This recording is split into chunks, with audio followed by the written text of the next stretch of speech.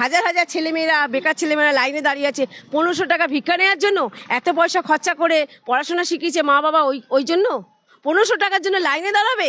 যেখানে 15,000, 20,000, 20,000, 30,000 টাকা মাইনার চাকরি, একটা সরকারি চাকরি আছে দেখান তো। আজ কত দিন ধরে শিক্ষক শিক্ষিকা রাস্তায় চোখের জল বাচ্চা কাচ্চা নিয়ে রাস্তায় বসে আছে, এইগুলো দিদি দেখতে পাচ্ছে না?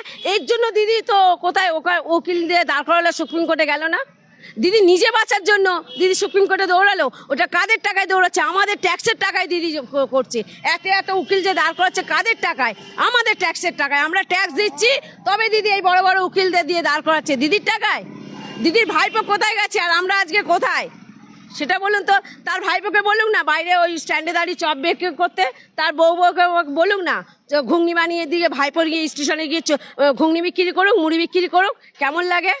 আজ শিক্ষিত বেকার ছেলেরা ঘুগনি বিক্রি করবে, স্টেশনে গিয়ে চপ বিক্রি করবে? এটাই দিদির উন্নয়ন? আমরা এই পশ্চিমবাংলায় দেখতে চেয়েছিলাম, দিদিকে ভোট দিয়ে এনেছিলাম।